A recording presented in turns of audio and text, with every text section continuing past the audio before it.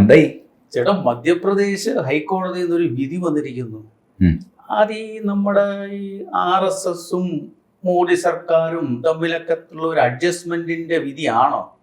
എല്ലാരും കിടന്ന് ആഘോഷിക്കുന്നൊക്കെ ഉണ്ട്. എന്താണ് അതിന്റെ സംഭവം? ഈ മധ്യപ്രദേശ് ഹൈക്കോടതിയുടെ വിധിയൊന്നും ആരും ആഘോഷിക്കുന്നില്ല. അത് ശരിയായിട്ടാ. അതായത് ഈ RSS കേന്ദ്ര സർക്കാരിൽ ജോലി ചെയ്യുന്ന അവർ RSSൽ പങ്കെടുക്കാൻ പാടില്ല എന്ന് പറഞ്ഞ് സർക്കുലർ പണ്ട് മുതലേ ഉണ്ടെന്ന് ഞാനിപ്പോഴും അറിയുന്നത് കണ്ടു. പിന്നെ ഈ സർക്കുലറൊന്നും ആരും മൈൻഡ് ചെയ്തിട്ടൊന്നുമില്ല. അതുകൊണ്ട് കാര്യങ്ങൾ ഭംഗിയായിട്ട് പൊക്കോണ്ടിരുന്നു. ബട്ട് ജനറലി RSSൽ ചെയ്തുകൊണ്ടിരുന്നത് ഗവൺമെൻറ് ഉദ്യോഗമുള്ളവരെ അതിൻ്റെ ചുമതലയിൽ ഇരുത്താറില്ല. അത് കേന്ദ്ര സർക്കാരാണെങ്കിൽ കേരള സർക്കാരാണെങ്കിൽ ഗവൺമെൻറ് ഉദ്യോഗമാണോ അയാളെ ചുമതലയിൽ ഇരുത്തുകയില്ല. പരിപാടിയൊക്കെ അറ്റൻഡ് ചെയ്യും, പോകും, ഇങ്ങനെയാണ്. അപ്പോൾ അതിന് ഇങ്ങനൊരു ബാക്ക്ഗ്രൗണ്ട് ഉണ്ടെന്നും എനിക്കറിയില്ലായിരുന്നു കേട്ടോ. ഇങ്ങനെ സർക്കിളുണ്ട് അത് ഇതെന്നൊക്കെ പറഞ്ഞിട്ട്. പക്ഷേ ഇത് മൂന്നാം മോദി സർക്കാർ മാറ്റിക്കഴിഞ്ഞപ്പോൾ അതിനൊരു പൊളിറ്റിക്കൽ കളർ വന്നു. കാരണം RSSന് ദേഷ്യം വന്നുകൊണ്ടാണ് മൂന്നാം മോദി സർക്കാരിന് വേണ്ട ഭൂരിപക്ഷം കിട്ടാത്തതെന്നും അതുകൊണ്ട് RSSനെ ഒന്ന് സുഖിപ്പിക്കാനായിട്ട് മോദി സർക്കുലർ പിൻവലിച്ചതാണെന്നും വ്യാപകമായിട്ട് വിശ്വസിക്കപ്പെട്ടു. അതെ, സത്യം. ഞാനും പാർഷ്യലി അത് വിശ്വസിച്ചു. എന്നോട് ചോദിച്ചപ്പോൾ വേറൊരു ചാനലിൽ ഞാൻ പറഞ്ഞു, ഏതെങ്കിലും ബൈഠക്കിൽ ഒരു സ്വയം സേവകൻ ക്ഷുഭിതനായി കാണും, നിങ്ങൾ എന്ത് ചെയ്തു ഇതുവരെ RSS ഇങ്ങനൊരു സർക്കിളുണ്ട്, ആ കോടാലി പോലും ഇതുവരെ പിൻവലിച്ചിട്ടില്ല എന്നൊക്കെ പറഞ്ഞിട്ട് പൊട്ടിത്തെറിയൊക്കെ. ഇതൊക്കെ RSSൻ്റെ ബൈഠക്കുകൾ പങ്കെടുത്ത ശീലം കൊണ്ട് എനിക്കറിയാം ഇങ്ങനെ പൊട്ടിത്തെറിയൊക്കെ ഉണ്ടാവും. അങ്ങനെ അപ്പോഴായിരിക്കും അങ്ങനെ ഒരു സർക്കിളുണ്ടോ, എന്നാൽ ശരി പിൻവലിച്ചുകളയാന്ന് പറഞ്ഞിട്ട് BJP ചെയ്തതായിരിക്കാം എന്നൊക്കെ ഞാൻ പറഞ്ഞിരുന്നു. പിന്നീടാണ് ഈ പറഞ്ഞ ഹൈക്കോടതി വിധി എൻ്റെ അടുത്ത് വരുന്നത്. 25th ജൂലൈ, ഈ മാസം 25th ജൂലൈ 25th ജൂലൈക്ക് ഇറങ്ങിയ വിധിയാണ്. പക്ഷേ ഈ സർക്കുലർ 9th ജൂലൈ ഡേറ്റിന് വിത്ഡ്രോ ചെയ്തിരുന്നു. ഗവൺമെന്റ് ഓഫ് ഇന്ത്യയുടെ സർക്കുലർ വിത്ഡ്രോ ചെയ്യല്ല. ആ പഴയ 3 സർക്കുലറുണ്ടല്ലോ 1960, പിന്നെ 66, 70, 80, 3 സർക്കുലറാണ്. ഈ 3 സർക്കുലറിൻ്റെയും പരിധിയിൽ നിന്ന് RSSനെ ഒഴിവാക്കി എന്ന് പറഞ്ഞുകൊണ്ടാണ് ഒരു സർക്കുലർ ഇപ്പം ഇറങ്ങിയിരിക്കുന്നത്. സർക്കുലറിൽ നിന്ന് ഈ പേര് RSSനെ ഒഴിവാക്കി. ബാക്കി ആരൊക്കെ ആ സർക്കുലറുണ്ടോ അവനുണ്ട്, ഇപ്പോഴും അവന് പെർമിറ്റഡ് അല്ല. RSSനെ ഒഴിവാക്കി. അപ്പോൾ ഈ പലവിധ കാരണങ്ങളാൽ അത് ചെയ്തതാവാം. ചേട്ടാ, ഈ തുടക്കം ചേട്ടൻ ശ്രദ്ധിച്ചായിരുന്നോ? 1966 അതിന്റെ പ്രത്യേകത, അതിന്റെ ഡേറ്റ് 30 നവംബർ. അത് ഞാൻ നോക്കിയില്ല. അന്നത്തെ പ്രധാനമന്ത്രി ഇന്ദിരാഗാന്ധി ഗോവധത്തിനെതിരെ വലിയൊരു പ്രക്ഷോഭം നടന്ന മാസമാണ് ആ നവംബർ. നാഗസാധുക്കൾ എല്ലാവരും മഹാരാജിനെ ഒക്കെ ഇഷ്യൂ ഉണ്ടായ ആ സംഭവം നടന്ന മാസത്തിന്റെ അവസാനമാണ് ഇവര് ഈ സർക്കുലർ ഇറക്കിയിരിക്കുന്നത്. അത് ഇവരുമല്ല, ഏതോ ഒരു അണ്ടർ സെക്രട്ടറി, ഏതോ ഒരു ജൂനിയർ ഓഫീസറും കണ്ട് ഒരു സർക്കുലർ ഇറക്കി അതിനകത്ത് വേറൊരു പാർട്ടിയുടെ പേരിനെയും കൂടെ ചേർത്ത് വെച്ച് അങ്ങനെയാണ് ഈ തുടക്കം. 1966 ഇന്ദിരാഗാന്ധി ചെയ്ത പരിപാടിയാണിത്. അല്ല, ഈ ഇന്ദിരാഗാന്ധി ആ പരിപാടി ചെയ്ത് കാണും. പക്ഷെ അതിനെ തുടർന്ന് ഗോവധ നിരോധനം വേണോ വേണ്ടയോ എന്ന് തീരുമാനിക്കാൻ ഒരു സമിതി ഉണ്ടാക്കി. അതെ അതെ. ആ സമിതിയിൽ ഒരംഗം ഗോൾവൾക്കറായിരുന്നു. അതെ. അതേസമയം ഈ സമരം നയിച്ച കാർപ്പാത്രി മഹാരാജ് ഒരിക്കലും RSSകാരനായിരുന്നില്ല. അദ്ദേഹം വേറൊരു സന്യാസിയായിരുന്നു. ഹൈ സ്റ്റേജിലുള്ള മനുഷ്യനാണ്, ഒരുപാട് ജനസ്വാധീനമുള്ള ആളായിരുന്നു. അന്ന് ആ വെടിവെപ്പിന് ശേഷമാണ് കാർപ്പാത്രി മഹാരാജ് പരസ്യമായിട്ട് ഡൽഹിയിൽ ഇന്ദിരാഗാന്ധിയെ ശപിച്ചു. You will die a violent death. And it happened. കാർപ്പാത്രി മഹാരാജന്റെ ശാപമാണ് ഇന്ദിരാഗാന്ധിക്ക്. You will die a violent death. കാരണം ഇത്രയധികം അന്ന് 100-200ഓളം പേര് വെടികൊണ്ട് മരിച്ചു. അവരിൽ കൂടുതൽ പേരും സന്യാസികളായിരുന്നു. ആ വാർത്ത കൊടുക്കരുതെന്ന് പത്രങ്ങളിൽ ചട്ടം കെട്ടി അവരെയൊക്കെ എവിടെയോ കൊണ്ടുപോയി ദഹിപ്പിക്കുകയോ കുഴിച്ചിടുകയോ ഒക്കെ ചെയ്ത് അന്ന് കാർപ്പാത്രി മഹാരാജ് നെഞ്ചു പൊട്ടി ശപിച്ചതാണ്. ഇതുപോലത്തെ ഒരു വയലന്റ് ഡെത്തായിരിക്കും നിനക്കുണ്ടാകുന്നത് ഇന്ദിരാഗാന്ധിക്ക്. അവരുടെ മറ്റു കുടുംബം. പക്ഷെ ഈ സംഭവം എനിക്ക് അറിയില്ല കേട്ടോ, അതിന് തുറന്നാണ് ഈ സംഭവം. ബട്ട് ഈ സമിതിയിൽ ഗോൾവൽക്കർ ഉണ്ടായിരുന്നു, നമ്മളെ അമുൽ കുര്യൻ ഉണ്ടായിരുന്നു. അതെയോ? ആ, അമുൽ കുര്യൻ, പിന്നെ പുരി ശങ്കരാചാര്യർ. പുരി ശങ്കരാചാര്യരുണ്ട്. അതെ, അതെ. വേറെയും മെമ്പേഴ്സ് ഉണ്ടായിരുന്നു. ഈ 3 പേരുടെ എനിക്ക് ഓർമ്മയുണ്ട്. കാരണം അമുൽ കുര്യൻ്റെ ജീവിതകഥയുണ്ട്, I too had a dream, എനിക്കും ഒരു സ്വപ്നമുണ്ടായിരുന്നു. അതിൽ ഈ സംഭവം അമുൽ കുര്യൻ പറയുന്നുണ്ട്, ഗോൾവൽക്കറുമായിട്ടുള്ള പുള്ളിയുടെ ഇൻട്രാക്ഷൻ അത് ഇതൊക്കെ. അതിലാണ് അമുൽ കുര്യൻ പറയുന്നത്, നിങ്ങൾ ആരെന്തൊക്കെ പറഞ്ഞു കഴിഞ്ഞാൽ ആ മനുഷ്യൻ ഗാന്ധി മതത്തിന് കൂട്ടുനിൽക്കുമെന്നോ അതിനൊക്കെ അതിലൊക്കെ ചെന്ന് ചാടുമെന്നോ ഞാൻ വിശ്വസിക്കുന്നില്ല. I have closely associated with him through this period. I know that man. ഗോൾവൽക്കർക്ക് ദേഷ്യം വരുന്ന ഒരേ ഒരു കാര്യമേ ഉള്ളൂ, അത് നാഷണലിസം. നാഷണലിസത്തിനെതിരായിട്ട് ഒരു ചെറിയ ശബ്ദം കേട്ടാൽ പോലും ഗോൾവൽക്കറുടെ കണ്ണുകളിൽ നിന്ന് തീ പറക്കും. ഇത് മാത്രമാണ് ഞാൻ കണ്ടിട്ടുള്ളത്. Otherwise such A fine human being. ഒരു ഉദാഹരണവും കുര്യൻ അതിൽ പറയുന്നത് കേട്ടു. കുര്യൻ അന്ന് സിഗരറ്റ് വലിക്കുന്ന സ്വഭാവമുണ്ട്. അന്നല്ല, പിന്നെ കുറെ കാലം കുര്യൻ അത് തുടർന്നു. ഈ സമിതിയിൽ അന്ന് പൊതുസ്ഥലത്ത് പോകലി പാടില്ല എന്നില്ല, മാത്രമല്ല സ്വകാര്യ സ്ഥലത്ത് പുകവലിക്കാം, അതായിരുന്നു അന്നത്തെ. അപ്പോൾ ഈ കമ്മിറ്റിയിൽ കുര്യൻ സിഗരറ്റ് വലിക്കും. സിഗരറ്റ് പുകയുടെ ഒരു സ്വഭാവം എന്താണെന്ന് വെച്ചാൽ, ആർക്കാണോ അത് ഇഷ്ടമില്ലാത്തത് അയാളുടെ നേർക്ക് തന്നെ അത് പോകും. ശ്രദ്ധിച്ചിട്ടില്ല? ഇത് പുരി ശങ്കരാചാര്യരുടെ നേർക്ക് പോകും ഇയാളുടെ പുക. ശങ്കരാചാര്യ ദേഷ്യം വന്ന് തുള്ളി.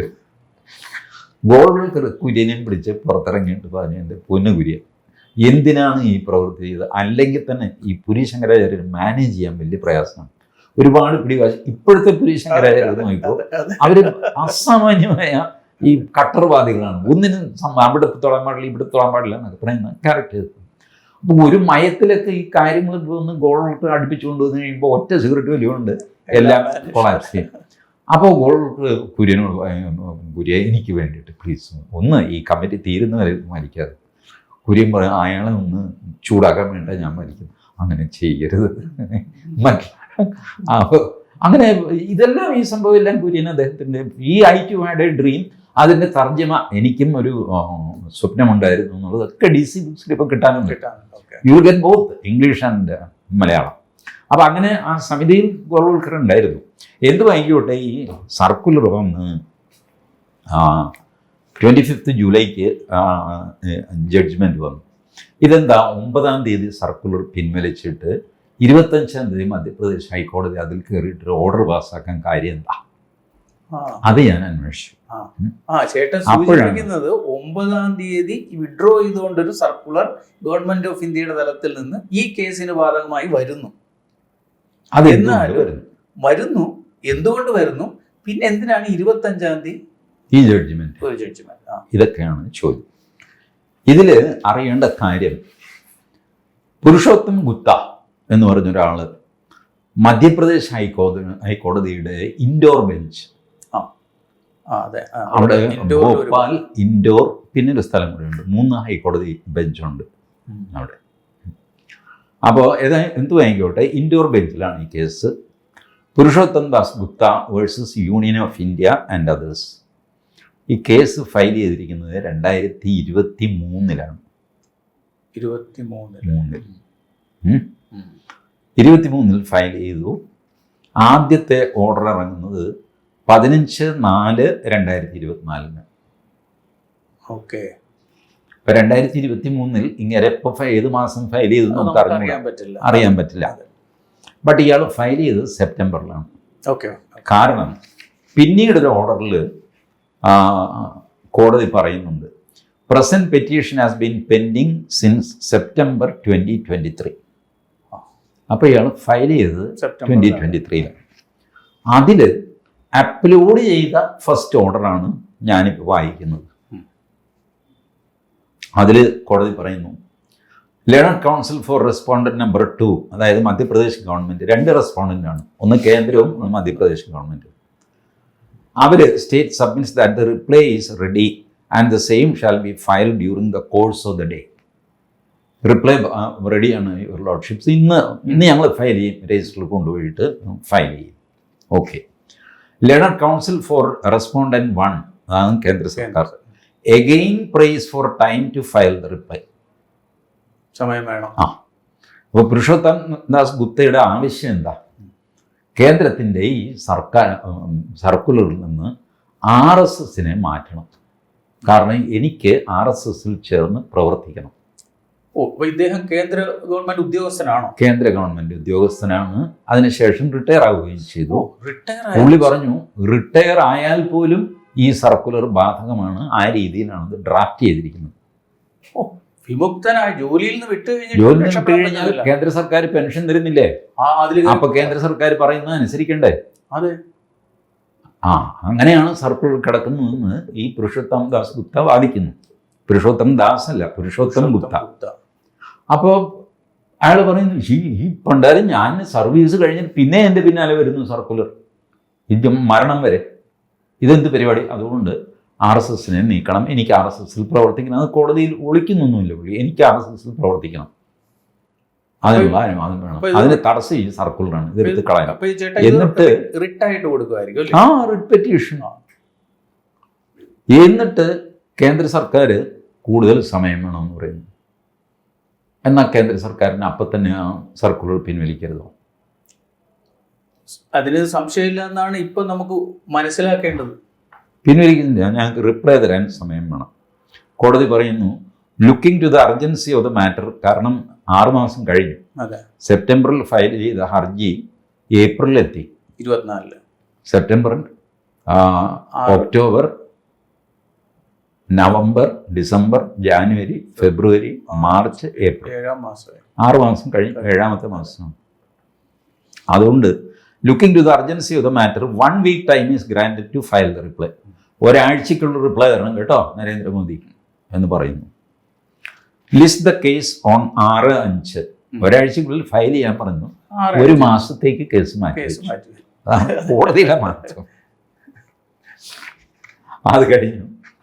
എന്നിട്ട് പറഞ്ഞു it is made clear that no further adjustment shall be given on the next date of hearing. ഇനിയോ വീണ്ടും വന്ന സമയം ചോദിക്കരുത്, ഞങ്ങൾ തരില്ല. ശരി. 6/5 എന്ത് സംഭവിച്ചു? At the outset learned counsel for respondent number 1 union of India again prays for time to file reply. ഇനി സമയം തരില്ല എന്നൊക്കെ പറഞ്ഞ് ഓടിച്ചു വിട്ടിട്ട് പിന്നെയും വന്നിട്ട് സമയം വേണമെന്ന് പറയുന്നു. 6 മെയ്. അപ്പോൾ അധികാരം ഈ 2024. അപ്പോൾ ഇലക്ഷൻ കഴിഞ്ഞു, പിന്നെ റിസൾട്ട് വന്നു. എത്ര 4-ാം തീയതി എങ്ങാണ്ടായിരുന്നല്ലോ, ജൂൺ. അത് ഈ ഇലക്ഷനും ഇതും തമ്മിൽ ഇത് ബ്യൂറോക്രാറ്റിൻ്റെ സംഗതിയല്ലേ. ഇലക്ഷൻ്റെ സമയത്ത് ഇവർ അധികാരത്തിലുണ്ട് കെയർടേക്കറായിട്ട്. ഇതൊരു പോളിസി ഡിസിഷനൊന്നുമല്ല സർക്കുലറിൻ്റെ. സർക്കുലറിൽ നിന്ന് പോട്ടെ 2023 ആരാ ഭരിച്ചുകൊണ്ടിരുന്നത്? 2023 ഈ പറഞ്ഞ പോലെ നിസ്സാരമായിട്ട് ചെയ്യാവുന്ന കാര്യമേ ഉള്ളൂ. അത്രയല്ലേ ഉള്ളൂ. അതെ, സംശയമില്ല കേട്ടോ. അത് ചെയ്തില്ല. എന്നിട്ട് 2024 മെയ്യിൽ കൊണ്ടുവന്നിട്ട് പറയുകയാണ് ഞങ്ങൾക്ക് സമയം വേണം. അപ്പോഴാണ് കോടതി പറയുന്നത് present petition has been pending since September 23. The case was earlier listed on 5 occasion. 5 തവണ ഇത് ലിസ്റ്റ് ചെയ്തു. അതിൽ 1 തവണത്തെ മാത്രമേ അപ്ലോഡ് ചെയ്തിട്ടുള്ളൂ. അതുവരെയും കേന്ദ്രം ഒരു മറുപടിയും കൊടുത്തിട്ടില്ല. മാസം ഇത് ലിസ്റ്റ് ചെയ്തുകൊണ്ടിരുന്നു, ഇവർ സമയം ചോദിച്ചുകൊണ്ടിരുന്നു. On all of which dates the respondent number 1 union of India represented for time to file reply to the petition. On the last 2 occasions by way of last intelligence time was granted to respondent number 1, failing which the opportunity to do the same shall stand closed. അതുവരെ പറഞ്ഞതാണ്. ഇനി നിങ്ങൾ തരുന്നില്ലെങ്കിൽ വേണ്ട, നിങ്ങളുടെ counter ഇല്ലാതെ തന്നെ ഞങ്ങൾ മുന്നോട്ട് പോകും.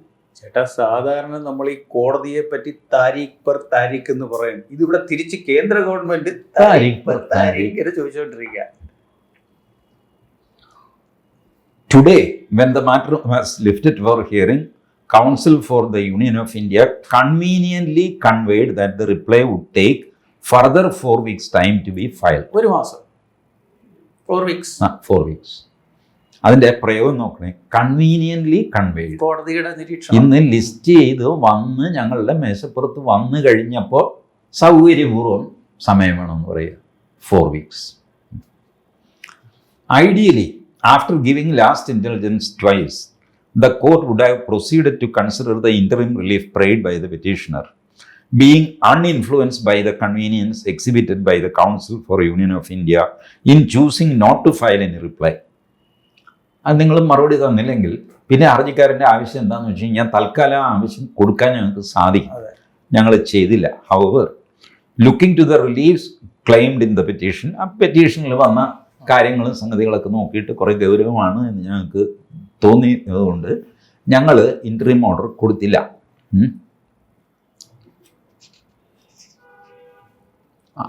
അതിൻ്റെ ഡീറ്റെയിൽ, അയാളുടെ പെറ്റീഷൻ്റെ ഡീറ്റെയിൽസ് ഒക്കെ ഉണ്ട്. The constitutional validity of these rules have been put to assail on behalf of the petitioner, which was issued way back in 1960s and 70s, almost half a century now. More than that. 50 വർഷത്തിലധികം ഈ മനുഷ്യനെ, അയാളുടെ സംഘടനയെ നിങ്ങൾ നിരോധനത്തിൽ നിർത്തിയിരിക്കുന്നു. പ്രത്യേകിച്ച് കാരണമൊന്നും പറയുന്നില്ല. ഇത് ഭരണഘടനാ വിരുദ്ധമാണെന്ന് പ്രഖ്യാപിക്കണം എന്നാണ് അയാളുടെ ആവശ്യം. ആ ആവശ്യം നിങ്ങൾ കൗണ്ടറൊന്നും തരുന്നില്ല, നിങ്ങളുടെ എതിർവാദമൊന്നും പറയുന്നില്ല. അത് കേൾക്കാതെ ഞങ്ങൾ ഇയാൾക്ക് അനുകൂലമായിട്ടൊരു വിധി എഴുതി കഴിഞ്ഞാൽ അത് ഭംഗിയാവില്ല. കാരണം കോൺസ്റ്റിറ്റ്യൂഷണൽ ഇഷ്യൂ ആണ്. അതുകൊണ്ട് നിർബന്ധമായും നിങ്ങളുടെ അഭിപ്രായം അറിയേണ്ടതാണ്. പിന്നെ the petitioner is a retired central government employee who intends to join the Rashtriya Swayamsevak Sangh as an active member in the remaining years of his life. Retired central government എംപ്ലോയിയാണ്. Retire ചെയ്താൽ നിങ്ങൾക്ക് pension കിട്ടുന്നുണ്ടാവും. ആ pension എങ്ങാനും തടഞ്ഞാൽ എന്ത് ചെയ്യും? ഈ circular വെച്ചിട്ട്. അങ്ങനെയാണ് സർക്കുലറിൻ്റെ വാക്കുകൾ കിടക്കുന്നത്. ഇതൊക്കെ ബ്യൂറോക്രസി അല്ലേ തീരുമാനിക്കുന്നത്. പിടികടാവൻ്റെ പെൻഷൻ എന്ന് പറഞ്ഞാൽ ഇയാൾ കുഴപ്പത്തിലാകും. ശിഷ്ടകാലം രാഷ്ട്ര സേവനത്തിനായിട്ട് RSSലൂടെ പ്രവർത്തിക്കണം. അത് ഇവർ പിടിച്ചാൽ എന്ത് ചെയ്യും? അപ്പോൾ however, the impugned office memorandum are an impediment for the petitioner to gratify his desires. In view of the above background, it becomes imperative of the court to call upon and inquire from Union of India objectively worded answers to some of the compelling questions. ഞങ്ങൾക്ക് കേന്ദ്ര സർക്കാരിന് മറുപടി കിട്ടിയേ പറ്റൂ. Despite the repeated opportunities granted, reply having not been filed by respondent Union of India as observed above, this court is left with no option but to direct the presence of senior officers of Union of India for enabling efficacious adjudication of the dispute at hand. ഓഫീസർമാരെ വിളിച്ചു വരുത്താൻ ഞങ്ങൾ നിർബന്ധിതരാകും. അപ്പോൾ ഇവർക്കറിയാം ഓഫീസർമാർ സാധാരണ വരില്ല. കേന്ദ്ര സർക്കാരിലെ ഓഫീസർമാർ പെരുമാറുന്ന കണ്ടിട്ടുണ്ടോ? ഞാൻ കണ്ടിട്ടുണ്ട്. അവർ പറയും देने दो यार, क्या मध्य प्रदेश हाई कोर्ट का और सुप्रीम कोर्ट में देखा जाएगा. ഇതാണ് അവരുടെ സാറിനോട് ഹാജരാകാൻ പറഞ്ഞിരിക്കും. ഞാൻ പോകുന്നില്ല, അയാൾ എന്താണെന്ന് വെച്ചാൽ ചെയ്യട്ടെ. അല്ലെങ്കിൽ നീ ഒരു കാര്യം ചെയ്യും, എൻ്റെ പേഴ്സണൽ അപ്പിയറൻസ് ആവശ്യമില്ല എന്ന് പറഞ്ഞിട്ട് സുപ്രീം കോടതിയിൽ ഒരു ഹർജി ഫയൽ ചെയ്യും. അവർ ഫയൽ എടുത്തിട്ട് അതവിടെ ഇട്ടോളും, അവിടെ കിടക്കും. ഹൈക്കോടതിക്ക് അനങ്ങാൻ പറ്റില്ല, കാരണം matter is with supreme court. ഇങ്ങനെയൊക്കെ ഇത് വരാതിരിക്കാൻ വേണ്ടിയിട്ട് ഇവരെന്ത് ചെയ്തു? മധ്യപ്രദേശ് ഹൈക്കോടതി സുപ്രീം കോടതിയുടെ ഒരു ജഡ്ജ്മെൻറ്റ് തന്നെ എടുത്ത് ചൂണ്ടിക്കാണിച്ചു. As has been held recently by the apex court in the case of state of West Bengal versus Ganesh Roy. അങ്ങനെ ഒരു കേസുണ്ട്. That appearance of government officers at the first instance must be directed through video conferencing. First appearing video conference മതിയെന്നും the apex court relied upon the standard operating procedure previously prescribed in the case of state of Uttar Pradesh. അപ്പോൾ supreme കോടതി ഒരു standard operating procedure ഉണ്ടാക്കിയിട്ടുണ്ട് ഉദ്യോഗസ്ഥന്മാരെ വിളിച്ചു വരുത്താൻ. ആദ്യം video conference, അല്ലെങ്കിൽ പിന്നെ കൊങ്ങായിക്ക് പിടിച്ച് പോലീസിനെ കൊണ്ട് ഹാജരാക്കിക്കുക. ഇങ്ങനെ ഇതെല്ലാം കൂട്ടി ചെയ്തുകൊണ്ടാണ് ഇവരുടെ, അതായത് കേന്ദ്ര ഗവൺമെന്റിലെ ഉദ്യോഗസ്ഥർ സുപ്രീം കോടതി പോയി കഴിഞ്ഞാൽ രക്ഷയില്ല. ഇതോർക്കണം, ഇത് കോടതി വിധിയല്ല. അതെ, കേന്ദ്രം കൗണ്ടർ ഫയൽ ചെയ്തിട്ടില്ല, ഒന്നും സംഭവിച്ചിട്ടില്ല. ഇതിനിടയ്ക്ക് കേന്ദ്രം കൗണ്ടർ സബ്മിറ്റ് ചെയ്യാൻ കൂടുതൽ സമയം വേണമെന്ന് പറഞ്ഞപ്പോഴുള്ള ഇൻ്ററിം ഓർഡറാണിത്. അതെ. Therefore, at this stage, we pass the following directions in the present matter. Union of India, through its secretary, additional secretary or DOPT, shall file a detailed para-wise reply to the present petition within a period of 15 days. 15 ദിവസം കൂടെ തരുന്നു. അത് point wise reply വേണം, അല്ലാതെ എല്ലാം കൂടെ ചേർത്ത് ഒരു തട്ടിപ്പല്ല. പെറ്റീഷണർ ഒരു ഫസ്റ്റ് പാരഗ്രാഫിൽ എഴുതിയിരിക്കുന്നു, അതിൻ്റെ മറുപടി സെക്കൻഡ് പാരഗ്രാഫ്, അതിൻ്റെ മറുപടി, ഇത് ക്ലിയർ ആയിട്ട് കിട്ടണം, ഇനിയിട്ട് കറക്കാൻ പറ്റില്ല. എന്നിട്ട് if by the next date of hearing the reply affidavit is not filed, then the concerned authorized secretary or additional secretary of Ministry of Home Affairs and DOPT both shall remain present virtually through video conference at 10:15 AM on 22/5/2024. May 22-ാം തീയതി 10:15 മണിക്ക് video കോൺഫറൻസിൽ ഈ 2 പേര് വരണം, DOPTയുടെ സെക്രട്ടറിയും home സെക്രട്ടറിയും. ആര്? നമ്മുടെ ഭല്ല, ചില്ലറ ആളൊന്നുമല്ല, ഭല്ല, കേന്ദ്ര ഹോം സെക്രട്ടറി എന്ന് പറയുന്നത്. If it is found that no sufficient justification for non-filing of the reply or counter affidavit is forthcoming, then the court may be constrained to pass order directing the physical presence of the concerned officers personally on a date fixed by the court. അന്നും video കോൺഫറൻസിൽ വരുന്നില്ല, അല്ലെങ്കിൽ reply file ചെയ്യുന്നില്ല, തരികിട കളിക്കുന്നു എന്നാണെങ്കിൽ ഞങ്ങൾക്ക് തോന്നിയ ഒരു ദിവസം ഫിസിക്കലി ഈ കോടതിയിൽ ഹാജരാകാനുള്ള ഉത്തരവിടും. അത് കഴിഞ്ഞിട്ട് രജിസ്ട്രാർക്ക്, the principal registrar of this court is directed to communicate this order to union of India through email. Standing council of union of India is also directed to inform about passing of this order etcetera. Registrar communicate ചെയ്യണം. ഇവിടെ വക്കീലെ താനും തൻ്റെ തമ്പുരാക്കന്മാരോട് പറയണം, മനസ്സിലായില്ല? Let a copy of this order be forwarded to the offices of the learned Attorney General and Solicitor General of India. ഈ interim ഓർഡറിന്റെ copy attorney general വെങ്കട്ടരമണിക്കും സോളിസിറ്റർ ജനറൽ തുഷാർ മേത്തയ്ക്കും. ഇതൊന്നും നരേന്ദ്രമോദി ഒന്നും നോക്കേണ്ട കാര്യമില്ലെന്ന്. ഇതൊക്കെ ഈ ഉദ്യോഗസ്ഥന്മാർക്ക് ചെയ്യാവുന്നതല്ലേ ഉള്ളൂ. ചേട്ടാ, അപ്പോൾ ചുരുക്കം പറഞ്ഞാൽ റിപ്പീറ്റഡ്ലി ആവശ്യപ്പെട്ടു, മറുപടി കേന്ദ്രത്തിൽ നിന്ന് വരുന്നില്ല, പല അവധി കൊടുത്ത്, അത് കഴിഞ്ഞപ്പോൾ അവർ ഫോഴ്സ്ഫുൾ ആയിട്ട് പറയുകയാണ് സുപ്രീം കോർട്ടിന്റെ ഓർഡർ വെച്ച് റിപ്ലൈ തന്നോളുക, വീഡിയോ കോളിൽ വന്നോളുക. റിപ്ലൈയും വീഡിയോ കോളും നടക്കാതിരിക്കുകയാണെങ്കിൽ അടുത്ത നമുക്ക് തോന്നുന്ന ദിവസത്തിൽ നേരിട്ട് ഹാജരാകാൻ വേണ്ടി വിളിപ്പിച്ചു. മാത്രമല്ല ഈ ഓർഡറിന്റെ കോപ്പി അറ്റോർണി ജനറൽ വെങ്കട്ടരമണിക്കും സോളിസിറ്റർ ജനറൽ തുഷാർ മേത്തയ്ക്കും കൊടുക്കുക. എന്തിന്? For enabling them to depute officials to assist this court on various constitutional issues arising in the present matter. Amicus curiae എന്നൊക്കെ പറയുന്നില്ലേ, ആ വാക്ക് ഉപയോഗിച്ചിട്ടുള്ളേ ഉള്ളൂ. ഞങ്ങളെ സഹായിക്കാനായിട്ട്, കോൺസ്റ്റിറ്റ്യൂഷൻ്റെ പ്രശ്നമാണ്, അതുകൊണ്ട് സീനിയർ ആൾ വേണം. അവർ കേന്ദ്ര സർക്കാർ ഒരു വക്കീലിനെ വിളിച്ച് എന്തെങ്കിലും ഒരു സത്യവാങ്മൂലം തന്ന് ഒഴിയും. ഇതിനകത്ത് സീരിയസ് പ്രശ്നമുണ്ട്.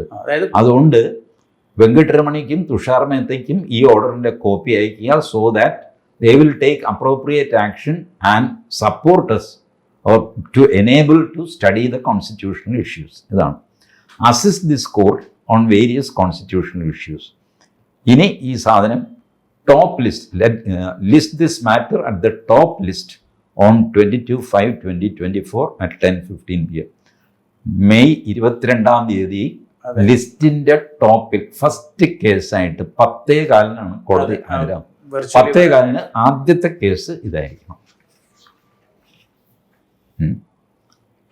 ഇത് കഴിഞ്ഞു. അപ്പോഴും ചേട്ടാ ഇന്റർവ്യൂ ഓർഡർ ആയിട്ട് വന്നപ്പോഴും മറ്റേ ആൾക്ക് റിലീഫ് ഇതുവരെയും കൊടുത്തിട്ടില്ല. 22-ാം തീയതി എന്ത് സംഭവിച്ചു നോക്കുക.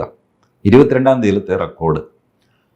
Learned counsel for the respondents assures this court that the reply counter affidavit will be filed positively. 4 weeks time is granted to the needful. വീണ്ടും ഒരു മാസം. ഈ പറഞ്ഞ പേടിപ്പിക്കലെല്ലാം കഴിഞ്ഞിട്ട് ഒരു മാസത്തെ അവധി കൊടുത്തു. 22-ാം തീയതി 10:15 എന്ന് പറഞ്ഞൊരു സമയമുണ്ടെങ്കിൽ വീഡിയോ കോൺഫറൻസിൽ വന്നില്ലെങ്കിൽ മൊത്തം ഇന്ത്യ തീ വയ്ക്കും എന്ന് പറഞ്ഞ ജഡ്ജി 22-ാം തീയതി കൂളായിട്ട് റെക്കോർഡ് ചെയ്യുന്നു. Learned counsel for respondent assures this court that the reply will be filed positively. 4 weeks time is granted. എന്നിട്ട് 11th ജൂലൈ 11 പോസ്റ്റ് ചെയ്യും. അത് കൂടുതൽ പോയി. അപ്പോൾ അത് കൂടുതൽ പോകുമല്ല. ജൂലൈ 11 വന്നു. ജൂലൈ 11. ചേട്ടൻ നേരത്തെ പറഞ്ഞ 9 എന്തോ ഒരു സർക്കുലർ. 9 സർക്കുലർ ആണ്. ജൂലൈ 11 സിമ്പിൾ ഇതാണ്: arguments heard, reserve four order. Argument എല്ലാം കേട്ടു, ഓർഡർ പാസ്സാക്കാനായിട്ട് റിസർവ് ചെയ്തു, ജഡ്ജ്മെന്റ് റിസർവ് ചെയ്തു. ഇത് കഴിഞ്ഞിട്ടാണ് 25 ജൂലൈ 11 ജൂലൈ റിസർവ് ചെയ്യുന്നു, 25 ജൂലൈക്ക് ഓർഡർ ഇറക്കുന്നു. ആ ഓർഡറിൽ ആണ് ഈ സംഭവങ്ങളെല്ലാം. പെറ്റീഷണർ, അതായത് പുരുഷോത്തം ഗുപ്ത, ഇദ്ദേഹം constitutional validity of the circulars challenge ചെയ്തിരിക്കുകയാണ്. ഇതിൻ്റെ ഫണ്ടമെൻ്റൽ റൈറ്റിന് വിരുദ്ധമാണ്, right to association, right to movement, ആദ്യത്തെ എന്നൊക്കെ പറഞ്ഞിട്ട് വലിയ പ്രശ്നങ്ങളൊക്കെ. അത് കഴിഞ്ഞിട്ട് ഫൈനലി സംഭവിച്ചതെന്ന് വെച്ചാൽ ഇവരൊരു department of personnel and training DOPT അവർ ഒരു സബ്മിഷൻ നടത്തി. The government has reviewed the instructions issued. It has been decided to remove the mention of Rashtriya Swayam Sevak Sangh from the said impugned office memos. ഇതിനാണ് ഒരു കൊല്ലം എടുത്തത്. അതെ, അത് that is enclosed with the issue of the government dated 9/7/24. 9-ാം തീയതി ഞങ്ങൾ ഇത് വിഡ്രോ ചെയ്തിട്ടുണ്ട്. RSSനെ ഇതിൽ നിന്ന് ഒഴിവാക്കിയിട്ടുണ്ട്. The relief prayed four has been addressed and petition does not survive. The petition may therefore kindly be disposed of. പെറ്റീഷനിൽ ചോദിച്ച കാര്യം നടന്നു കഴിഞ്ഞു. ഇനിയിപ്പോൾ ഈ പെറ്റീഷനായിട്ട് മുന്നോട്ട് പോകേണ്ട കാര്യമില്ല. ചേട്ടാ, ഇത് പറഞ്ഞാൽ ഒരൊറ്റ ദിവസം കൊണ്ട് ഒരു വേർഡ് മാറ്റി, ഇതിനാണ് ഒരു കൊല്ലവും ഇത്രയും റിപ്പീറ്റഡ് കോടതിയുടെ ഇതൊക്കെ നടന്നതുമല്ല. എന്നിട്ട് in support of that affidavit 9/7/2024 circular issued by the central government has been filed which reads thus: the undersigned is directed to refer to the OM etc. The aforesaid instruction have been reviewed and it has been decided to remove the mention of Rashtriya Swayam Sevak Sangh from the imbued OM dated 1966, 70 and 1980. അപ്പോൾ central ഗവൺമെൻറ്റും ഈ പറഞ്ഞ home ഡിപ്പാർട്ട്മെൻറ്റും DOPTയും രണ്ട് ഡിപ്പാർട്ട്മെൻറ്റും ഈ ഇങ്ങനൊരു circular ഉണ്ടെന്നും അതിൻ്റെ കോപ്പിയൊക്കെ സർക്കാരിന് കൊടുത്തു. 9-ാം തീയതി ജൂലൈ 9 ഞങ്ങൾ ഇറക്കിയിട്ടുണ്ട് പുതിയ സർക്കുലർ. ഞങ്ങളിത് ഇറക്കിയ സ്ഥിതിക്ക് ഇനിയിപ്പോൾ ഈ കേസില്ലാന്ന് ഇൻഫ്രക്ച്വസ് എന്ന് പറയുമല്ലോ. ഈ ആള് ആവശ്യപ്പെട്ടത് എന്താണോ അത് ഞങ്ങൾ സാധിച്ചു. ഇനിയിപ്പോൾ വെറുതെ വാദിച്ചു വേറെ അഫിഡാവിറ്റ് എന്നൊക്കെ പറഞ്ഞു ഒന്നും ചെയ്യേണ്ട കാര്യമില്ല. ഈ സർക്കുലർ വെച്ച് കോടതിക്ക് ഇത് ക്ലോസ് ചെയ്യും. ഇമ്മീഡിയറ്റ് ആവശ്യം നടന്നിരിക്കുന്നു എന്നുള്ള രീതിയിൽ കോടതി എന്ത് ചെയ്തു? Ideally we would have disposed of the writ petition as having rendered infructuous and academic post the filing of affidavit dated 10/7/24. ഈ 9-ാം തീയതി സർക്കുലർ ഇറക്കി എന്നുള്ളത് 10-ാം തീയതി കോടതിയിൽ എത്തിച്ചതാണ്. അതോടെ ഈ കേസ് തീർന്നു എന്ന് പറഞ്ഞിട്ട് ഞങ്ങൾക്ക് അവസാനിപ്പിക്കാം. However, since the issues raised in the present petition have national ramifications, especially pertaining to one of the largest voluntary non-governmental organization, namely RSS. Therefore, before parting with the matter, this court finds constrained to make certain observations. കാരണം ഇതിനൊരു far reaching consequence ഉണ്ട്. രാജ്യത്തെ ഏറ്റവും വലിയ non governmental ഓർഗനൈസേഷനായ RSSനെ സംബന്ധിച്ചാണ് ഈ പ്രശ്നം. അതുകൊണ്ട് കേസ് ശരി പിൻവലിച്ചത് ഇനി എന്താണെന്നൊക്കെ പറഞ്ഞിട്ട് വിടാൻ പറ്റില്ല. ഇതിനകത്തെ ഇഷ്യൂസ്, ആ ഇഷ്യൂസിൽ ചില ഒബ്സർവേഷൻ ഞങ്ങൾക്ക് നടത്താനുണ്ട്. അത് നടത്തിയിട്ടേ ഞങ്ങൾ ഈ ജഡ്ജ്മെൻറ്റ് അവസാനിപ്പിക്കുന്നുള്ളൂ. എന്താ എഴുതിയിരിക്കുന്നത്? These observations are necessary to ensure that any coveted voluntary organisation, RSS മാത്രമല്ല, ഏതെങ്കിലും ഇത്രയധികം രാജ്യത്ത് വേരുകളുള്ള ഒരു സംഘടന working in public and national interest is not crucified again through executive instructions, office memos, at the whims and fancies of the government of the day, in the manner in which the RSS has been so treated for the last almost 5 decades. അയ്യോ ചേട്ടാ, ഇത് ആ wording executive order എന്ന് പറഞ്ഞാൽ ഒരു officer ഇരുന്ന് ഒരൊറ്റ letter എഴുതിയാണ് വെച്ചത്. അങ്ങനെയാണ് 66-ലെയും 70-ലെയും 80-ലെയും അതിന് OM എന്ന് പറയുന്നു, ഓഫീസ് മെമ്മോറാണ്ടം.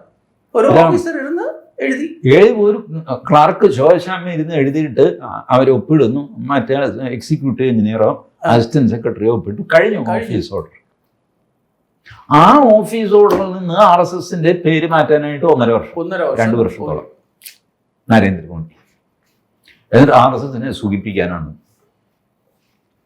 അതുകൊണ്ട് അപ്പോൾ ഇവർ പറയുന്നത് ഇനി വരുന്ന സർക്കാരിൻ്റെ അല്ലെങ്കിൽ ഏതെങ്കിലും സർക്കാരിൻ്റെ at the whims and fancies of the government of the day, അവർക്ക് തോന്നിയവാസം, ഏത് ഗവൺമെന്റ് ആണോ അധികാരത്തിലിരിക്കുന്നത് അതിന് തോന്നിയവാസം ഇങ്ങനത്തെ സംഘടനകളെ നിരോധിക്കുക, എടുത്തു കളയുക, പിടിക്കുക, അതും ത്രൂ ഓഫീസ് മെമ്മോറാൻഡം. ഇത് ശരിയല്ല.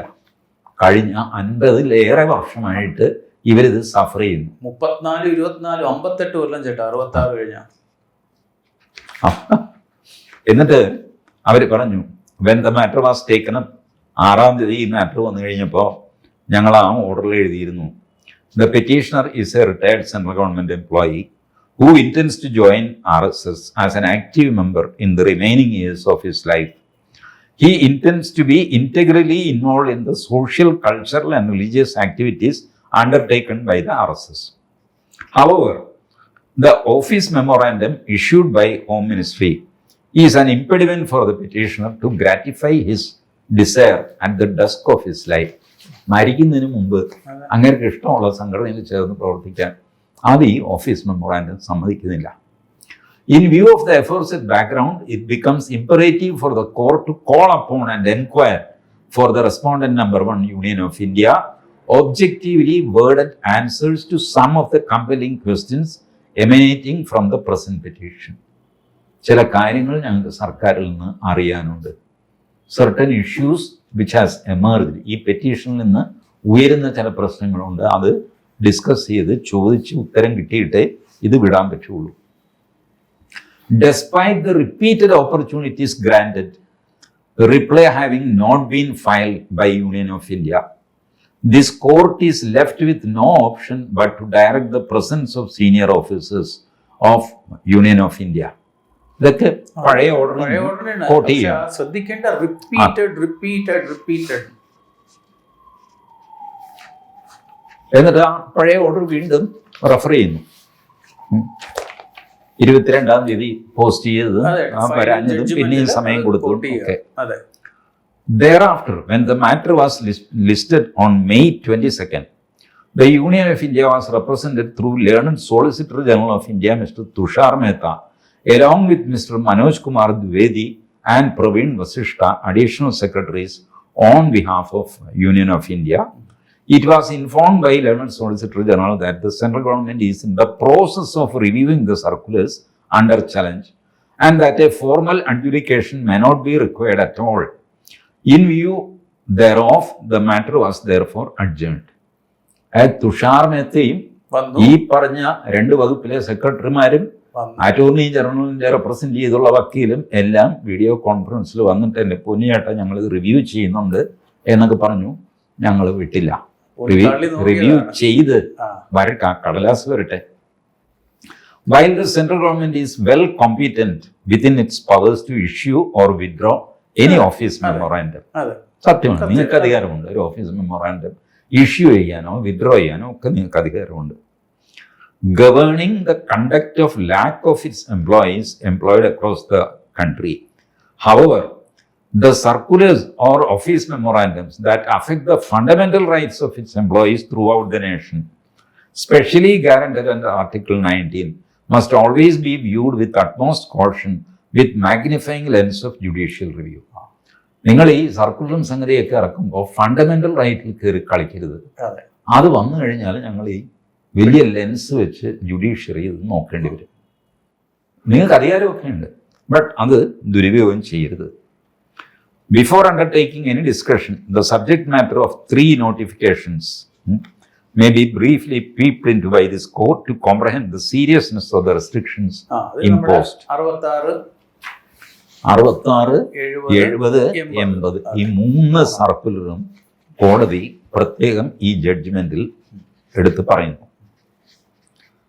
എന്നിട്ട് കോടതി ചോദിക്കുകയാണ്, the question therefore arises is on what study or basis activities of RSS organization as a whole were treated in the decades of 1960s and 70s as communal or anti-secular. എന്ത് study നടത്തി, എന്ത് ഡാറ്റയുടെ പുറത്ത്, ഏത് കാരണങ്ങളുടെ പുറത്ത്, ആരുടെ റെപ്രസെൻറ്റേഷൻ്റെ പുറത്ത്? ഒന്ന് ആർക്കെങ്കിലും ആവശ്യപ്പെടും, RSSകാരെ കൊണ്ട് കിടക്കപ്പുറതിയില്ല സാർ, നിരോധിക്കണം സാർ എന്ന് പറയാം. നിങ്ങളുടെ ബ്യൂറോക്രാറ്റ്സ് ഒരു സ്റ്റഡി നടത്തി RSSകാരനൊക്കെ മഹാവർഗീയവാദിയാണ് എന്ന് പറഞ്ഞിട്ട് ഒരു റിപ്പോർട്ട് തന്നു ചെയ്യാം. ഒരു ബേസിസിലല്ലേ ഒരു ഓഫീസ് ഓർഡർ ഇറക്കുന്നത്? No basis. അപ്പോ what was the empirical report? വല്ല കണക്കുണ്ടോ? അതാണ് empirical report. Statistical survey? No. Or material that led to the then government of the day to arrive at an objective satisfaction that involvement of central government employee with the RSS and host of its activities. RSSന്റെ activity ആയിട്ട് list ചെയ്തു: social, political, health, disaster management support, religious and education. ഇത്രയും ഏരിയയിൽ RSSന്റെ പ്രവൃത്തികളുണ്ട്. അപ്പൊ അതിൽ political എന്ന് പറയുന്ന ഒരു ആക്ടിവിറ്റി കേന്ദ്ര സർക്കാരിന്റെ ജീവനക്കാർ പോരുതെന്ന് പറഞ്ഞാൽ മനസ്സിലാക്കാം. But health, social activity, disaster management support, religious activity, education activity, ഇതൊക്കെ നിങ്ങൾ എന്തിന്റെ ബേസിൽ ചെയ്ത്? നിങ്ങളുടെ കയ്യിൽ ഒരു ഡാറ്റ ഇല്ല, ഒന്നുമില്ല. റിപ്പീറ്റഡ്ലി കോർട്ട് ചോദിക്കുന്നു, what was the basis to arrive at the satisfaction that involvement of any employee in the activities of RSS would be indulging in a conduct that may be treated as anti-secular? നിങ്ങൾ എങ്ങനെ ഈ RSS anti-secular ആണെന്ന് നിങ്ങൾ എങ്ങനെ കണ്ടെത്തി? The court, in the absence of any reply filed by Union of India, ഇപ്പോഴും ശ്രദ്ധിക്കണം, ഇപ്പോഴും ഒരു റിപ്ലൈ യൂണിയൻ ഓഫ് ഇന്ത്യ കൊടുത്തിട്ടില്ല. യൂണിയൻ ഓഫ് ഇന്ത്യ ആകെ ചെയ്തിരിക്കുന്നത് RSSന്റെ പേര് മാറ്റി എന്ന് പറഞ്ഞ് അടുത്ത ഓഫീസ് മെമ്മോറാൻഡം കൊടുത്തിരിക്കുകയാണ്, വേറെ ഒന്നും പറഞ്ഞിട്ടില്ല. Another government can do again. നാളെ മോദി പോയിട്ട് രാഹുൽ ഗാന്ധി വന്നു കഴിഞ്ഞാൽ ആദ്യം തന്നെ ഈ സർക്കിൾ റീഇൻസ്റ്റോൾ ചെയ്യും, ഇല്ലേ? ഈ വിധി ഇല്ലായിരുന്നെങ്കിൽ വിംസ് ആൻഡ് ഫാൻസി ചെയ്യും. കാരണം ഈ രാഹുൽ ഗാന്ധി തെരഞ്ഞെടുപ്പ് കഴിഞ്ഞ് പ്രതിപക്ഷ നേതാവായല്ലോ, ആദ്യം ചെയ്തതെന്ന് പുറത്താക്കിയ സാം പിട്രോഡയെ തിരിച്ചു കൊണ്ടുവന്നു. നിസ്സാരമായിട്ട് ഒരുത്തരെയും മൈൻഡ് ചെയ്യാതെ വീണ്ടും കൊടുത്തു. മോദി നൂപുർ ശർമ്മയെ തിരിച്ചു കൊണ്ടുവന്നു. എവിടെ? ഇതാണ് അതുകൊണ്ട് ഉമാഭാരതി രാഹുൽ ഗാന്ധി വന്നു കഴിഞ്ഞാൽ ഇമീഡിയറ്റ് ഈ 3 ഓഫീസ് മെമ്മോറാൻഡവും ഫ്രഷ് ആയിട്ട് ഇറക്കും. ഇപ്പൊ ഇറക്കാൻ പ്രയാസം എന്ന് വെച്ചാൽ മധ്യപ്രദേശ് ഹൈക്കോടതി കയറി പിടിച്ചോണ്ട് അങ്ങനെ ചുമ്മാ ഇറക്കാൻ പറ്റില്ല. ഒരു സ്റ്റഡിയൊക്കെ നടത്തി ഒരു പേപ്പർ ബേസിസിലാണ് ആദ്യം എഴുതിയെന്നൊക്കെയാണ് ചോദിച്ചേക്കുന്നത്. അതെ, സപ്പോർട്ടിംഗ് എവിഡൻസ് എവിടെ പറയാണ്.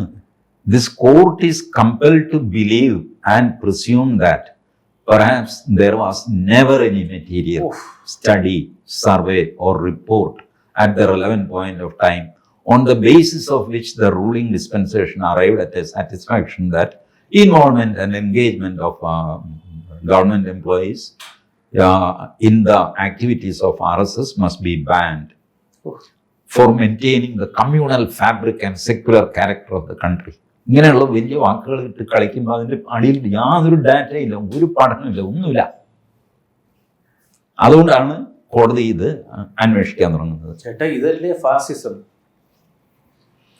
Therefore, 3 questions arose in our mind when confronted with the affidavit filed on behalf of Union of India that liberated RSS from the list of don't join organizations.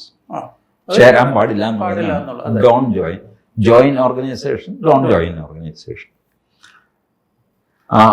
that liberated RSS from the list of don't join organizations overnight after 5 decades, permitting government servants to join RSS whilst in service or after retirement from their employment.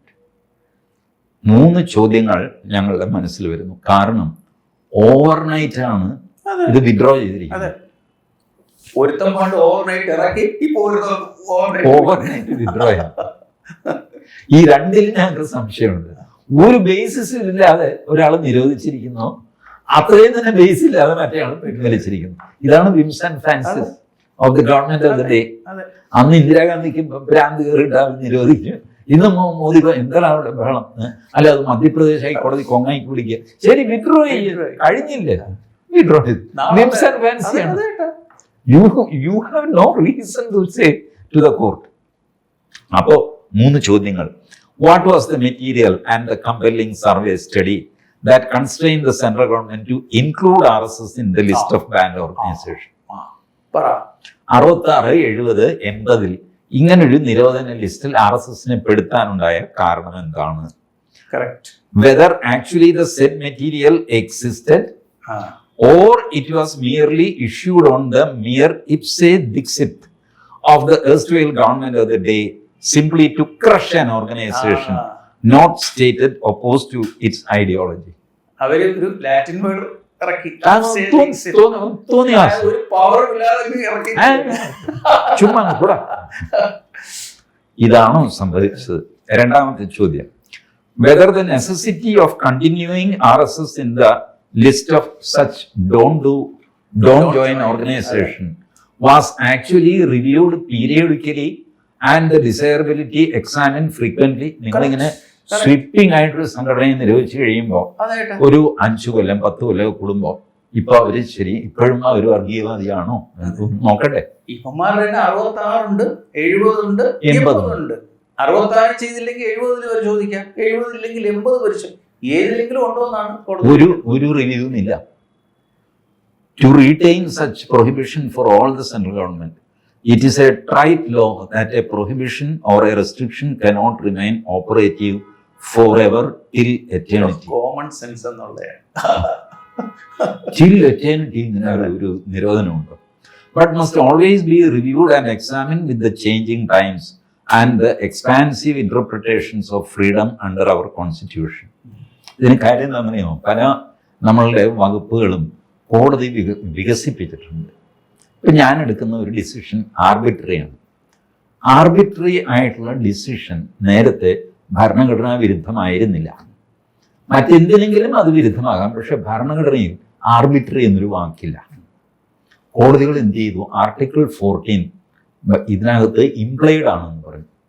അങ്ങനെ ഞാൻ arbitrary decision എടുത്തു കഴിഞ്ഞാൽ that will be hit by the equality clause.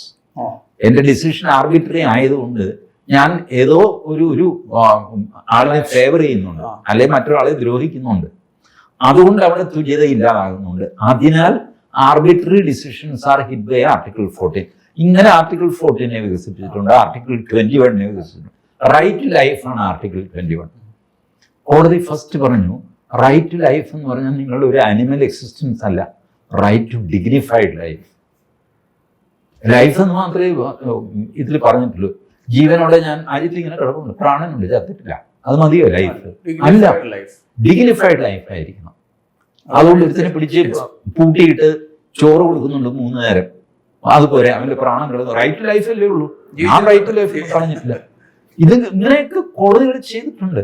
ഇത് മാറി വരുന്ന പരിസ്ഥിതിയിൽ നിങ്ങൾ ഈ പറഞ്ഞ സെക്യുലറിസം, ആന്റി സെക്യുലറിസം, മണ്ണാങ്കട്ട ഇതൊക്കെ പരിശോധിച്ചോ? ഇല്ല. 3ാമത്തെ ചോദ്യം.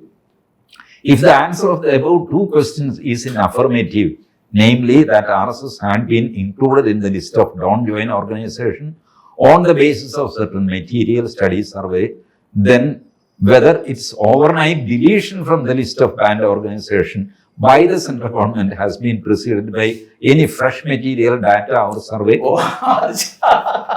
എന്ന് പറഞ്ഞാൽ അവര് 3 പേര് സ്റ്റഡി ചെയ്തിട്ടില്ല. ഇപ്പൊ വിഡ്രോ ചെയ്തപ്പോ നിങ്ങൾ എന്തെങ്കിലും സ്റ്റഡി ചെയ്തോ? നിങ്ങൾ ചുമ്മാ ഞാൻ ചോദിച്ചിട്ട് 2 പേർക്ക് കഴിഞ്ഞ് വിഡ്രോ. ഇതുകൊണ്ടാണ് കോടതി പറഞ്ഞു this is whims and fancies of the government. നല്ല ജഡ്ജിമാര് കേട്ടാ, വിടുന്നില്ല അവര് കേട്ടാ അവര്. എന്നിട്ട് പറയുകയാണ്, if the set survey study or evidence has been collected as mentioned above. കേന്ദ്ര സർക്കാരിന് ഇപ്പോഴും പറയാം അങ്ങനെയൊന്നുമല്ല, ഞങ്ങൾ കംപ്ലീറ്റ് ഡാറ്റയൊക്കെ എടുത്ത് നോക്കിയിട്ടാണ് RSSന്റെ പേര് ഒഴിവാക്കിയത് എന്ന് പറയുകയാണെങ്കിൽ, as mentioned above wide point C, prior to deleting the name of RSS from the said list, then indubitably, if in future it is to be pushed back in the same compartment of don't join organization, then much more weighty consideration and compelling reasons supported by objective material, data and study would be necessary to be undertaken as a precondition by any successive government. Future protection. നിങ്ങളിപ്പോൾ എന്തെങ്കിലും study നടത്തിയിട്ടുണ്ടെങ്കിൽ ആ സ്റ്റഡിയെ കവച്ചു വയ്ക്കുന്ന study നടത്തിയിട്ട് അടുത്ത ഗവൺമെന്റിന് വീണ്ടും ഇത് നിരോധിക്കാൻ പറ്റുള്ളൂ. ബട്ട് നിർഭാഗ്യവശാൽ മോദി സർക്കാർ ഒരു സ്റ്റഡിയും നടത്തിയിട്ടില്ല. അതുകൊണ്ട് അടുത്ത ഗവൺമെന്റിനും ഒരു സ്റ്റഡി ഇല്ലാതെ വീണ്ടും RSSനെ നിരോധിക്കാം. ആകെ തടസ്സം നിൽക്കുന്നത് ഈ ജഡ്ജ്മെന്റ് ആണ്. We say for so many reasons, more than one. Firstly, it is a matter of general knowledge in public domain that today RSS is the only nationally established self-driven voluntary organization outside the bureaucratic hierarchy, which has highest membership drawn from all the district and talukas of the country, participating actively in religious, social, education, health and many apolitical activities under its umbrella, which have no pertinence to political activities of RSS. RSSന് ഒരുപാട് activities ഉണ്ട്. അതിന്റെ കൂട്ടത്തിൽ ഒരെണ്ണമാണ് politics. അതില് കേന്ദ്ര സർക്കാരിന്റെ ആൾക്കാർ പോകരുതെന്ന് നിങ്ങൾക്ക് പറയാം. ബാക്കി കാര്യങ്ങൾ പോകരുതെന്ന് ആശുപത്രി, ആംബുലൻസ്, സേവാഭാരതി, വിദ്യാനികേതൻ, എന്തെല്ലാം ഇതെല്ലാം അവർ പറയും. ഉദാഹരണമായിട്ട് പറയും, ഇല്ലസ്ട്രേറ്റീവ്ലി രാഷ്ട്രീയ Seva Bharati, which a registered public trust with the aim to organize a peer group with nationalist thoughts and patriotic sentiments under one umbrella to give them training, exposure in the field of education, health, self-reliance and other social activities. RSB is working, Rashtriya Seva Bharati, is working throughout the country through 45 representative organizations, that is Seva Bharati, and 1,200 other affiliated trusts and NGOs. 1200 ട്രസ്റ്റും വേറെ NGOയും ഒക്കെ ഇവരുടെ കീഴിൽ, രാഷ്ട്രീയ സേവാഭാരതിയുടെ കീഴിൽ സേവാഭാരതി, അതിന്റെ കീഴിൽ NGO, അതിന്റെ കീഴിൽ ട്രസ്റ്റ് ഒക്കെ ആയിട്ട് 1200 എണ്ണം ഉണ്ട്.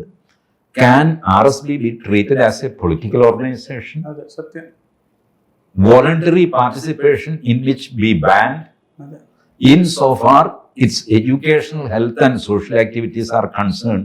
Would the bar of don't join organization extend to all the 1,000+ affiliated trusts and NGOs?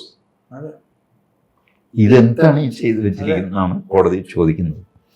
Another example ആയിട്ട് അവര് സരസ്വതി ശിശു മന്ദിർ എടുത്തിട്ടുണ്ട്. ഹ്യൂജ് അസസ്മെന്റ് ഓഫ് എല്ലാ ആക്ടിവിറ്റീസും അവര് അനലൈസ് ചെയ്തിട്ടുണ്ട്. ഇത് കൂടാതെ സുപ്രീം കോർട്ടിന്റെ a catena of judgments 1, 2, 3, 4, 5 judgment പാടില്ല എന്നുള്ളതിന് സപ്പോർട്ടായിട്ട്. അത് കൂടാതെ വാട്ട് കോൺസ്റ്റിറ്റ്യൂട്ട്സ് മിസ്കോണ്ടക്ട്, കാരണം ഈ RSSൽ പോയി കഴിഞ്ഞാൽ മിസ്കോണ്ടക്ട് ആയിട്ട് ട്രീറ്റ് ചെയ്യുന്നതാണ് ഇവർ പറയുന്നത്. മിസ്കോണ്ടക്ട് എന്താണെന്ന് ദീർഘമായിട്ട് ഇവര് based on Suman Gupta judgment supreme കോർട്ടിന്റെ അതെടുത്തിട്ട് അതും അനലൈസ് ചെയ്യുന്നുണ്ട്. Lot of judgments. ഒരു കാര്യത്തിലും നിങ്ങൾക്ക് ഈ ജഡ്ജ്മെന്റിൽ എന്തെങ്കിലും ഒരു തെറ്റുണ്ടെന്നോ കുഴപ്പമുണ്ടെന്നോ പറയാൻ പറ്റില്ല. കറക്റ്റ് നമ്മള് വയറും ഫ്രിഞ്ചും അവരും ഒക്കെ ബഹളം വയ്ക്കുമല്ലോ. അതുകൊണ്ട് this court also laments the fact that it took almost 5 decades for the central government to realize its mistake, to acknowledge that an internationally renowned organization like RSS was wrongly placed amongst the banned organization of the country, and that its removal therefrom is quintessential. aspirations of many central government employees of serving the countries in many ways therefore got diminished. എത്ര പേരുടെ സംഭാവനകൾ നഷ്ടപ്പെട്ടു പോയി. In the fitness of things, we direct the DOPT, Department of Training of Home Affairs, to display publicly on the home page of its official website join ചെയ്യാൻ പറ്റും എന്നുള്ളതല്ല. the contents and copy of the circular of 9th July, which is filed in the present petition. ഈ RSSൽ ചേരാൻ വിരോധമില്ല എന്നുള്ളത് prominent ആയിട്ട് നിങ്ങളുടെ DOPTയുടെയും home മിനിസ്ട്രിയുടെയും വെബ്സൈറ്റിൽ പ്രോമിനൻ്റ് ആയിട്ട് പ്രദർശിപ്പിക്കണം. This is to ensure public knowledge of and information about the issuance of said order within 15 days of the judgment of this court. It is also directed to be transmitted to all the department and undertaking of Government of India. അല്ലെങ്കിൽ ഈ circular എടുത്തിട്ട് വെബ്സൈറ്റിൽ ഇട്ട് കണ്ടാലില്ല, ആരും അറിയില്ല, നിരോധനം അങ്ങനെ തുടരും. ഇത് കാണിക്കാതെ ബാക്കി BSNL നടപടി എടുക്കും RSSകാരന്റെ പേരിൽ. അല്ല സാർ ഏത് മധ്യപ്രദേശ് ഹൈക്കോടതി, ഞാൻ ഒന്നും പറഞ്ഞിട്ടില്ല, എനിക്കൊന്നും അറിഞ്ഞൂടാ. എന്നാ ഹൈക്കോടതി പോയി കേസ് കൊടുക്കും, മിസ്കോണ്ടക്റ്റിന് നടപടി എടുത്തിരിക്കുക, തന്നെ സസ്പെൻഡ് ചെയ്യുക, എവിടെ കൊടുക്കും എന്ന് പറയും. ഇതൊക്കെ കോടതിക്കറിയാം. അതുകൊണ്ടാണ് കോടതി പറഞ്ഞത്, besides the above, within 15 days of the judgment of this court, the circular dated 9 July is also directed to be transmitted to all the departments and undertakings of the central government across India.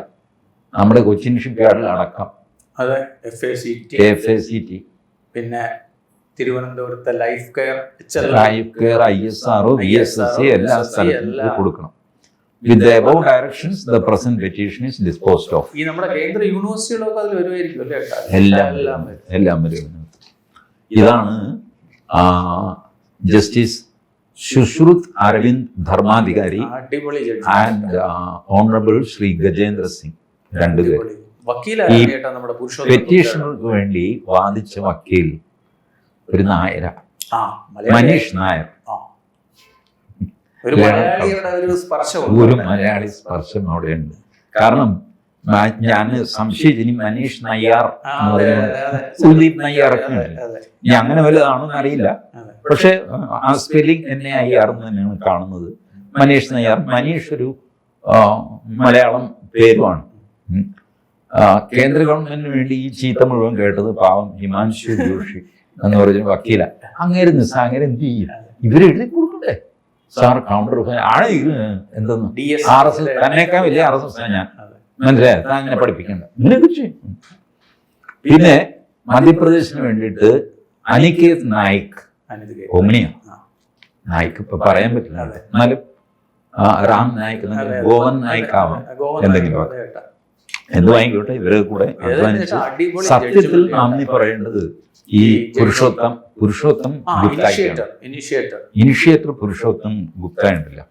അങ്ങനെ സാധാരണ ഇതിൽ ആരും തിരിഞ്ഞു നോക്കി കാണില്ല, ഈ കേസിൽ തിരിഞ്ഞു നോക്കി കാണില്ല. ബട്ട് ആ മനുഷ്യൻ ലാൻഡ്മാർക്ക് ജഡ്ജ്മെന്റ് ഉണ്ടാക്കി. ഇതാണ് സ്വയം സേവകൻ. യെസ്, ആർക്കു വേണ്ടിയും വെയിറ്റ് ചെയ്യുന്നില്ല, യെസ്, ആ പോയിക്കൊണ്ടേയിരിക്കും നിരന്തരം.